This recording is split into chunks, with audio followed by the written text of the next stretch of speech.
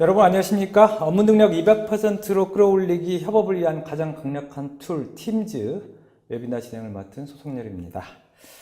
전자신문 오쇼TV와 오마스가 마련한 업무 능력 200% 끌어올리기 세 번째 시간에는 오피스 365를 통해 기업의 생산성과 직원의 업무 능력을 200%로 끌어올릴 수 있는 노하우를 실제 사례를 기반으로 새로운 업무 환경에 적용 가능한 방법을 소개합니다. 오늘 웨비나 시간을 통해 협업을 위한 가장 강력한 툴로 급부상한 팀즈에 대해 이야기해 주실 분을 모셨습니다. 오피스 클라우드 고현정 이사님 나와주셨습니다. 안녕하십니까? 네, 안녕하세요. 네, 반갑습니다.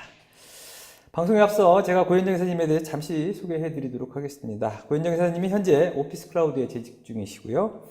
저서가 있습니다. 오피스 365인 중소기업 오피스 365를 활용한 마이 스마트 워크 원 노트 2016년 활용 기본편, 2016 활용편, 그리고 오피스 365 뚝딱 시리즈 1 쉐어포인트로 협업 사이트 만들기 등이 있습니다. 이사님, 오늘 웨비나 어떤 형태로 진행되는지 먼저 소개 좀 잠시 부탁드리겠습니다. 네, 일단 저희가 아까 말씀하신 것처럼 갑자기 협업의 강력한 툴로 급부상한 팀즈에 대해서 팀즈가 뭔지 그리고 어떻게 여러분들이 활용을 하면 협업을 200% 올릴 수 있는지 이런 것들에 대해서 사례랑 이해 방법 이런 것들 준비했습니다. 네. 오늘 주제가 마이크로소프트 팀즈여서 제가 좀 찾아봤는데요. 오피스 365에 포함된 제품, 기업용 SNS라고 생각하면 된다. 뭐 이런 설명이 되어 있더라고요. 어디 찾아봤는데 좀 쉽게 와닿지 않았고 또 마이크로소프트 팀즈는 사용자 지정 및 확장 가능 엔터프라이즈급 보안 규정 준수 및 관리 기능을 제공한다. 이런 맞습니다. 설명도 있는데 제가 잘 몰라서 그런지 좀 어렵습니다, 이사님. 네, 그래서 그게 이제 글로만 보면 너무 어렵고 이걸 우리가 쓸 수 있을까? 아예 못 쓰겠네 이런 생각을 하시는 분들이 많아서 이번에 네 번째 세미나 시간에는 팀즈를 좀 쉽게 풀어 나가려고 합니다. 네, 기대가 됩니다. 오늘도 역시 약 50분 정도 진행되는 발표 후에는 Q&A를 10분 정도 진행합니다. 방송을 시청하시는 시청자분들께서는 웨비나가 진행되는 동안 궁금한 사항에 대해 채팅창에 질문을 남겨주시면 됩니다. 보내주신 질문은 강의 진행 후에 선별의 고현정 이사님께 제가 질문을 드리고 대답하는 형식으로 진행하겠습니다. 경품도 있습니다. 웨비나에 참여하시고 설문을 작성해 제출해 주신 분들과 좋은 질문을 해주신 분들 중 추첨을 통해 각각 한 분씩 두 분에게 20만 원 상당의 오마스 교육 무료 쿠폰 어드밴스드 레벨 3 쉐어포인트 베이직을 드립니다. 많은 참여 부탁드립니다. 자, 그럼 지금부터 업무 능력 200%로 끌어올리기 협업을 위한 가장 강력한 툴 팀즈 웨비나를 시작하겠습니다. 네, 이제 제가 진행을 좀 하도록 하겠습니다. 자, 우리 협업을 위한 가장 강력한 툴, 팀즈라고 되어 있는데요. 이게 왜 강력한지, 그리고 어떤 기능들이 있는지, 이런 것들에 대해서 오늘 좀 쉽게 사례를 들고, 이런 것들에 대해서 설명을 드리도록 하겠습니다. 오늘 이제 목차는 기존 협업 여러분들이 하고 계시는 협업 방식하고 팀즈를 이용해서 새롭게 어떻게 협업을 할 수 있는지 이걸 저희가 비교를 좀 해드릴 거예요.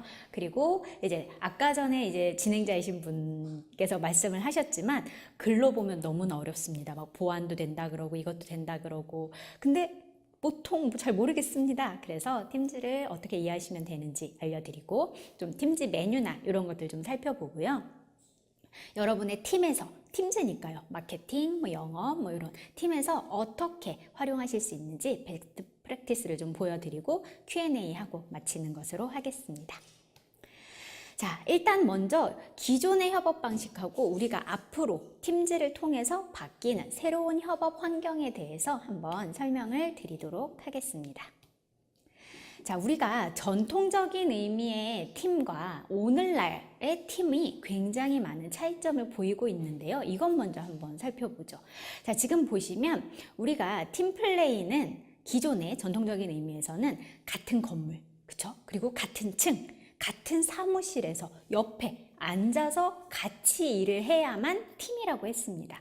하지만 우리 지금 여러분 웨비나에 들어오신 여러분 한번 생각해 보실까요? 지금 물론 그렇게 같이 일하는 경우도 있겠지만 외부 파트너, 외부 고객 또는 버추얼팀이라고 해서 우리 회사와 함께 일하는 파트너 뭐 이런 사람들하고도 굉장히 많은 일들을 하고 계실 거예요. 실제로 화면에 보시는 것처럼 62%의 근로자가 한 달에 한 번 이상 사무실 외의 공간에서 업무를 수행한다고 합니다. 이건 굉장히 낮은 수치죠. 한 달에 한 번 그 이상도 굉장히 많은 일들을 하고 계실 거예요. 그래서 전통적 의미의 팀과 실제 오늘날의 팀이 협업이 이렇게 많이 다릅니다.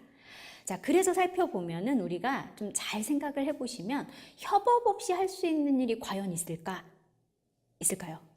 물론 혼자서 그냥 뚝딱뚝딱 처리할 수 있는 일도 있지만 이제는 협업 없이 할 수 있는 일은 거의 없습니다. 그래서 무슨 말까지 나오냐면 이제는 혼자서 일을 잘해서는 일을 잘한다고 인정받을 수 있는 세상은 지났다.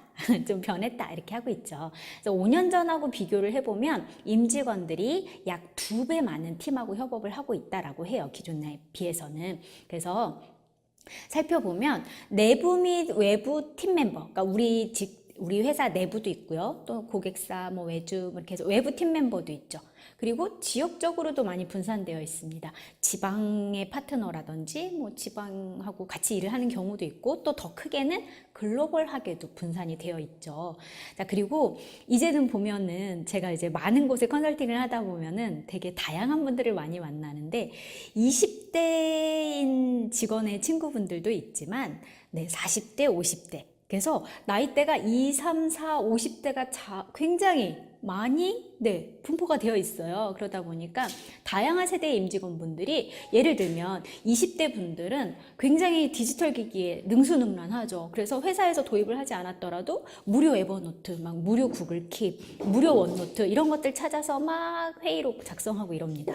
근데 50대 임원, 뭐 40대 임원 이런 분들은 종이에 익숙하죠. 또는 뭐 파일에 익숙하죠. 그러다 보니까 회의했으면 그 회의록을 뭐 정리해가지고 회람을 돌리세요. 뭐 이런 식의 이야기들을 하고 계신 거죠. 그러니까 사용하는 기기도 굉장히 다르고 생각하는 것도 다르죠.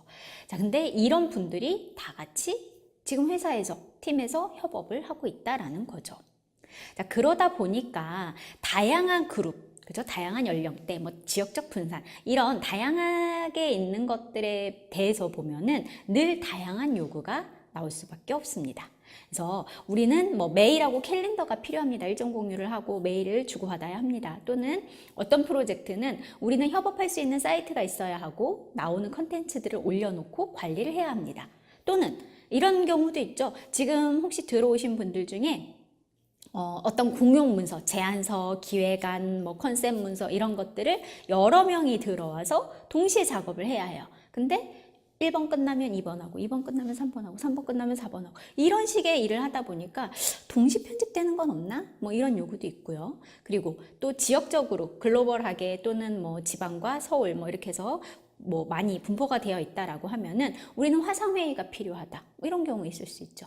그리고 우리는 우리 팀끼리 또는 우리 부서끼리 우리 프로젝트끼리 좀 소셜로 커뮤니케이션을 해야 한다 이런 요구도 있고요. 또는 이따 나오긴 하겠지만 굉장히 편리하지만 우리를 옥죄고 있는 게 있죠.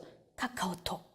그렇습니다. 그래서 그런 카카오톡 같은 채팅 기반의 업무 스페이스는 없을까? 이런 고민들을 하다 보니까 기업들에서는 다양한 그 요구에 맞춰서 솔루션을 알아보고 도입을 합니다. 그러다 보니까 지금 화면에 보시는 것처럼 앱들이 다 분산되어 있어요. 메일과 캘린더는 이거, 사이트는 이거, 화상회의는 이거 막 다 왔다 갔다 해요. 그러다 보니까 다 개별적으로 로그인을 해야 되고 어떤 자료를 보기 위해서 어디로 가야 되지? 이런 고민을 하게 된다라는 거죠. 그러다 보면 회사 입장에서는 회사대로 알아보고 도입하고 유지보수하고 관리하는 시간이 필요하고 직원들은 또 어떤가요? 다 하나하나 배우고 여기선 이거 쓰고 여기선 이거 쓰고 하다 보니 시간의 낭비가 있다라는 거죠. 그리고 이제 가장 심각한 문제는 뭐냐면 제가 이제 대기업에도 교육을 가서 보면은 어떤 경우가 있냐면 보안이 굉장히 잘 돼 있어요. 그러다 보니까 이제 내부끼리만 채팅이 되고 뭐 파일 주고받기가 돼서 외부 직원하고 하기 위해서 카카오톡을 쓰신대요. 그럼 이거는 회사 입장에서는 섀도우 IT라는 거죠. 그죠? 알려지지 않은 위험 소지가 될 수 있다라는 거죠. 근데 이런 일들이 비일비재하게 일어납니다. 자, 그래서 조금 살펴보면은 혹시 이렇게 일을 하고 계신 분 계신가요? 지금 웨비나에 들어오신 분들 중에 지금 장표를 보고 조금 놀라신 분들 계신가요? 실제로 이렇게 일을 하시는 분들이 굉장히 많으세요. 오른쪽 창처럼 막 창 모니터 한가득 카카오톡이기도 하고 계속해서 카카오톡이 오기도 하는데 이런 문제들 때문에 카카오톡 감옥 막 이런 이야기들도 나오고 있죠. 이러면서 이제 발생하는 문제들이 간만에 휴가예요. 근데도 카톡이 온다라는 거죠, 상사한테. 그러면 고민을 합니다. 읽어야 하나 안 읽어야 하나. 근데 또 안 읽으면 또 일이 뜨죠. 그러니까 우리가 고민을 하게 되죠.